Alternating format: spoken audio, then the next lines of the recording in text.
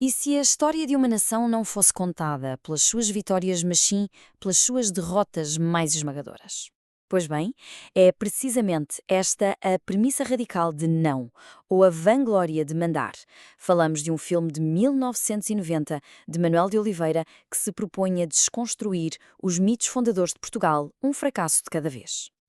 Olhem, o filme abre logo com esta citação fortíssima de um sermão do século XVII do Padre António Vieira. A palavra não, não, é uma negação absoluta que não tem volta a dar. Esta ideia de um não que, afinal, inescapável, é mesmo a chave para a obra toda. É a espinha dorsal fatalista que vamos sentir a percorrer a narrativa inteira. E porque esta palavra, não? Para Oliveira é simples. Não é a resposta que a história deu, vezes sem conta, às maiores ambições de Portugal. O filme usa esta negação para, lá está, virar tudo do avesso, para desmontar o mito do império, focando-se não nas glórias que toda a gente celebra, mas nos fracassos que, na verdade, as definiram. Então, como é que o filme nos mostra esta sucessão de fracassos? Basicamente, estrutura-se como uma epopeia, mas ao contrário, uma que subverte completamente a cronologia gloriosa da nação. A narrativa principal, o presente do filme, digamos assim, leva-nos para os últimos dias da Guerra Colonial em Angola. A bordo de um caminhão militar, temos um grupo de soldados a debater a história do seu país.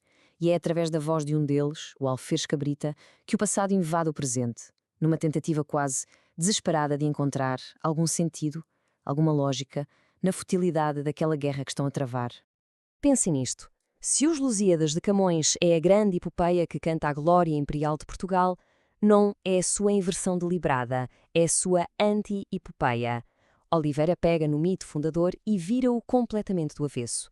Ele escolhe contar a história da nação não pelas vitórias, mas sim pelas derrotas que a assombram.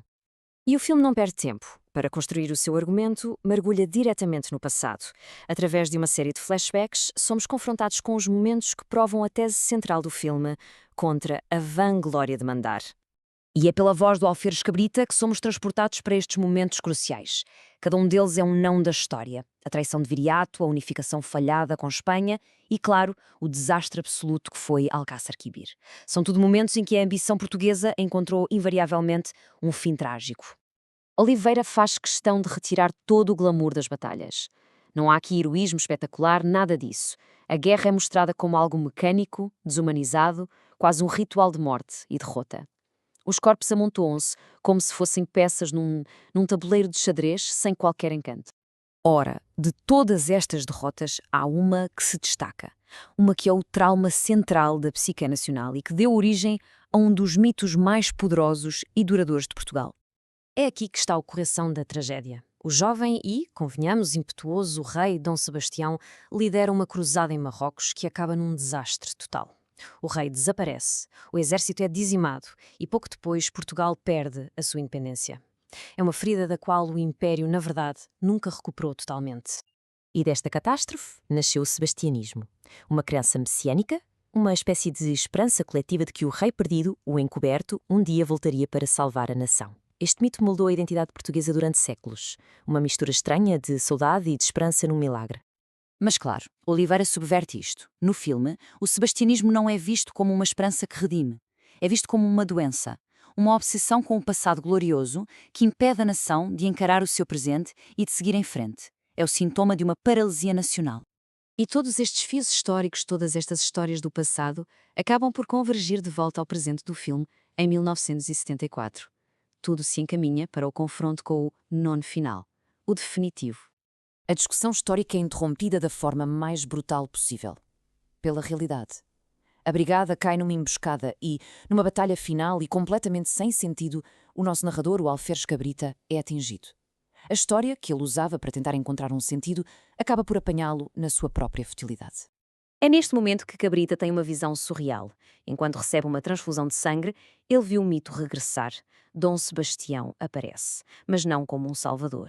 Ele inverte a espada, transformando-a numa cruz, e o sangue que escorre dela é o do próprio rei, misturando-se simbolicamente com o do soldado.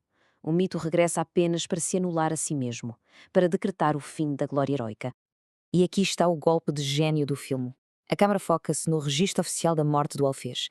E a data que lá está escrita é 25 de abril de 1974. No exato dia em que a Revolução dos Cravos estava a pôr fim à ditadura e à guerra, a morte daquele soldado torna-se o símbolo do fim de uma era inteira, o colapso final de uma ideologia imperial. A morte de um único homem transforma-se, assim, no não final, o não definitivo a um império construído sobre um ciclo de derrotas. Um império que nasceu precisamente da vanglória de mandar. O filme não dá respostas fáceis, claro, mas deixa-nos com esta pergunta fundamental. É, no fundo, um convite a olharmos para a história não como um monumento à glória, mas como uma lição. Uma lição sobre a vaidade do poder e o seu imenso, imenso custo humano.